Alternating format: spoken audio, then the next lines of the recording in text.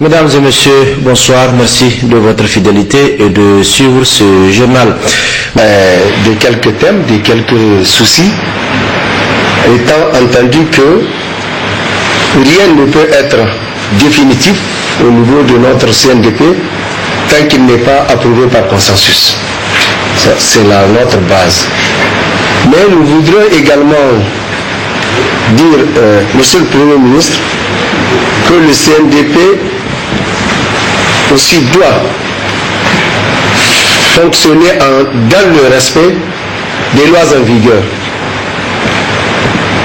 Évidemment, s'il veut qu'on change les lois, on a la possibilité, chaque groupe, de proposer qu'on change. Mais tant que ces lois sont en vigueur, il faut que nous faisons l'effort de comprendre que nous avons le devoir de respecter des institutions comme des lois. À partir du moment où ce décor est planté, nous sommes totalement ouverts pour engager toutes les discussions possibles. Non, la remarque que je comptais faire comme préalable, c'est que ça ne devrait même pas poser problème. Parce qu'au début du mois d'octobre, ici à Ouagadougou, l'Union européenne était venue d'elle-même demander, c'était une mission qui était chargée d'analyser et d'évaluer l'ensemble du processus électoral et d'en tirer les conséquences là au Burkina, en début d'octobre. Donc ce n'était pas quelque chose qui aurait dû poser le problème chez nous. La deuxième remarque que j'ai à faire également, c'est par rapport à un document que vous a transmis la CENI pour un certain nombre de corrections apportées au texte. Je n'ai pas vu qu'on en ait parlé aujourd'hui. Le premier vice-président de la CENI a rassuré l'assistance sur la fiabilité et le sérieux qui vont caractériser le travail accompli par sa commission. Le président du comité chargé de l'élaboration du fichier électoral biométrique pour sa part a entretenu l'assistance sur le travail abattu par le comité, un fichier qui sera finalisé prochainement conformément à la loi en vigueur. Nous retrouvons Baka Hajara et Mahamadou Adamou. La réunion du Conseil national de dialogue politique qui a permis au Premier ministre président du CNDP d'appeler l'ensemble de la classe politique à faire preuve de sagesse et de patriotisme a été une occasion pour le président du CFEP de se prononcer sur l'état d'avancement du fichier électoral. Un fichier dont les quelques corrections à apporter prendront fin dans les prochains jours, a affirmé le président du CFEP. À ce jour, donc, toutes les corrections sont terminées au niveau des 266 communes, sauf ce petit litige. Ça vraiment c'est les litiges de réclamation au niveau de ces 4 communes. On a fait une plénière au niveau du CFEP et la plénière a décidé, même après donc cette correction là, la première correction dont c'est les communes qui sont venus, mais vraiment de prendre une semaine pour que le CFEP se fasse lui-même, si vous voulez, son audit de la liste.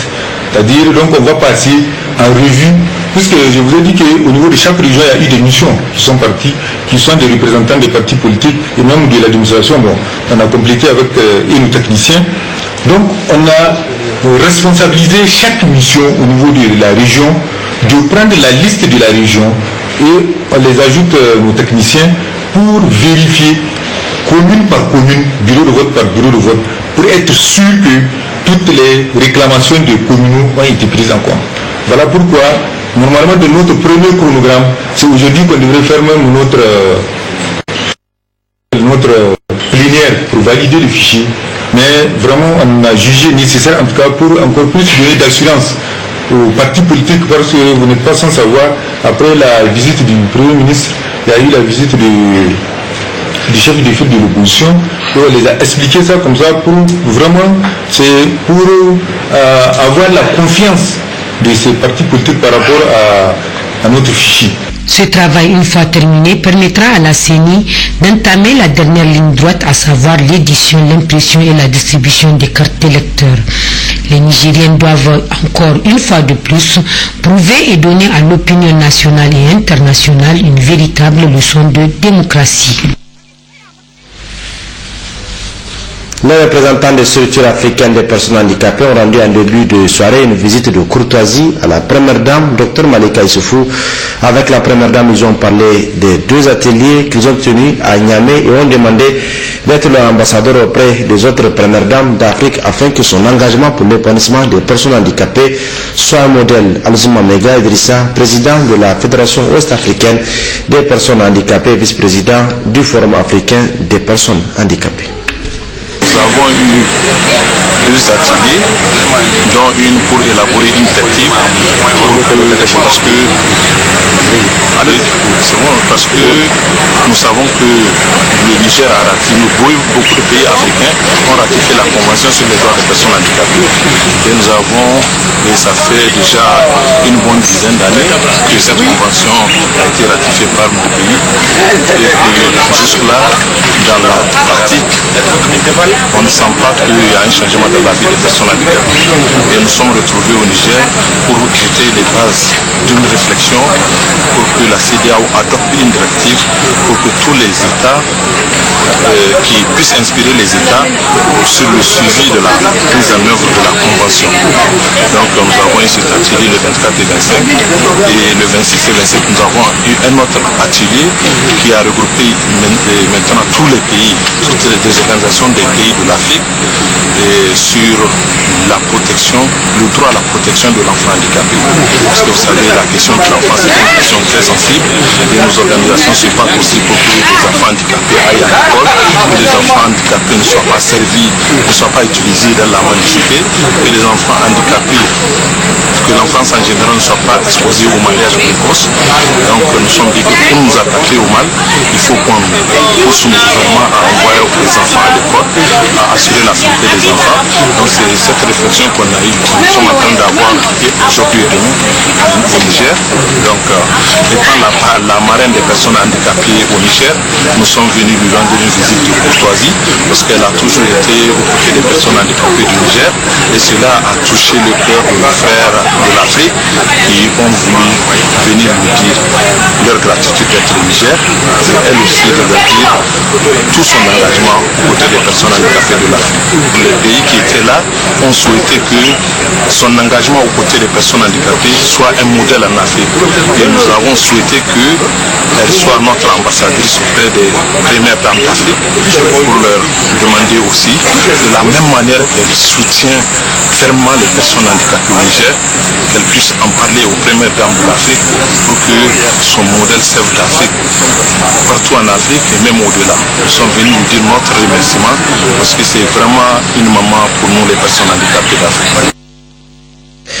Notre pays, le Niger, s'apprête à organiser les élections générales en 2016. Dans cette optique, le Conseil supérieur de la communication a organisé à Niamey un déjeuner de presse sur la contribution des médias pour des élections libres, transparentes, dans un climat social et politique apaisé au Niger. Mustafa Atinao et Hamani Seni.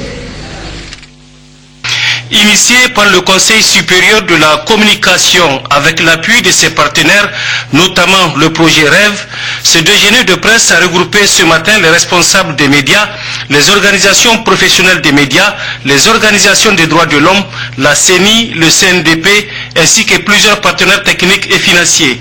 Les participants à cette rencontre sont invités à échanger et faire des propositions sur le thème « Contribution des médias pour des élections libres, transparentes, dans un climat social et politique apaisé au Niger ».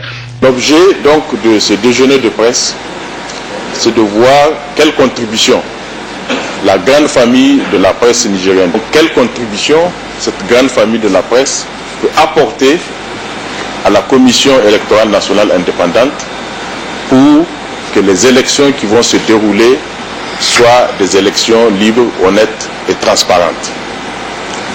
D'une part, et d'autre part, pour que ces élections se déroulent dans un climat social et politique apaisé.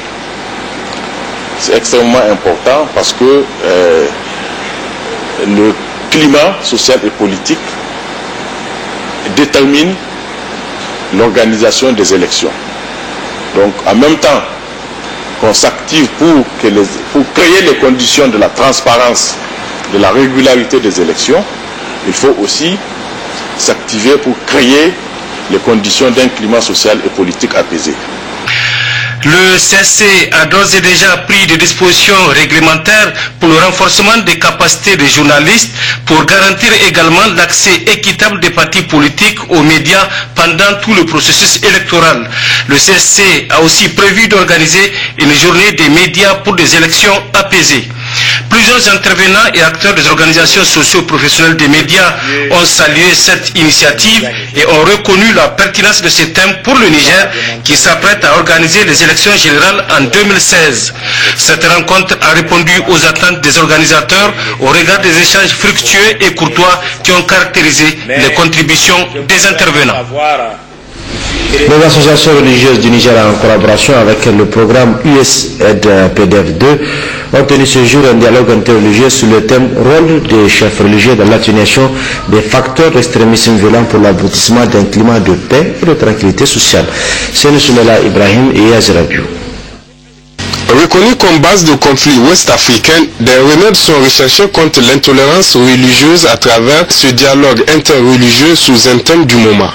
Si le thème rôle des chefs religieux dans l'atténuation des facteurs de l'extrémisme violent dans l'établissement d'un climat de paix et de tranquillité sociale est choisi, c'est parce que l'extrémisme violent est au centre des préoccupations de plusieurs communautés et de plusieurs partenaires au développement. Il devient de plus en plus évident que l'extrémisme violent constitue une menace à la paix, à la stabilité et à la cohésion sociale. Il est alors question de s'attaquer au problème à la source. Ce n'est point un pléonasme de dire que toutes les religions révélées ont enseigné le dialogue constructif, la paix, la tolérance, le refus de la violence et l'acceptation de l'autre dans sa différence. Il convient alors pour tous les religieux de prendre en charge l'éducation civique des adeptes en vue de la culture de la paix, de la stabilité et de la cohésion sociale. De telles initiatives se développent à l'échelle nationale et sous-régionale. Les revendications multiformes par la violence tout azimut auront de la peine à mobiliser des militants. Elles seraient alors étouffées dans leur stade embryonnaire. Le programme USAID, Paix à travers le développement, en initiant ce dialogue religieux, poursuit son objectif global, celui de la réduction des risques d'instabilité et l'accroissement à la résilience des communautés à l'extrémisme violent. CNDH, Commission nationale des droits humains, a rendu public cet après-midi une déclaration relative à la situation sociopolitique actuelle du pays, notamment les dernières manifestations des scolaires au niveau de la capitale, la question du fichier électoral, les violences exercées sur les journalistes et les conditions de détention des personnes interpellées suite à l'exécution du mandat d'arrêt décerné contre Hama Amadou. Le résumé de Yahilatou Chebou et Abdullah Hamidou. C'est conformément à sa mission constitutionnelle de veiller à la promotion et l'effectivité des droits et des libertés sur toute l'étendue du territoire national que la Commission nationale des droits humains CNDH a du 18 au 22 novembre dernier diligenté des enquêtes sur 4 points. Concernant le premier point lié aux dernières manifestations des scolaires, les commissaires de la CNDH ont rencontré tous les acteurs de l'éducation sur les préoccupations scolaires et les raisons qui conduisent aux manifestations violentes. Après les discussions, les deux parties ont formulé des recommandations. Bannir la violence lors des manifestations pour privilégier la communication afin de convaincre l'opinion publique du mal fondé de certaines accusations portées à l'endroit des scolaires tendant à les considérer comme à la solde de certains groupes politiques. Saisir en cas de rupture de dialogue les institutions appropriées telles que le bureau de l'association des parents d'élèves, la CNDH qui pourrait servir d'interface entre les scolaires et les autorités.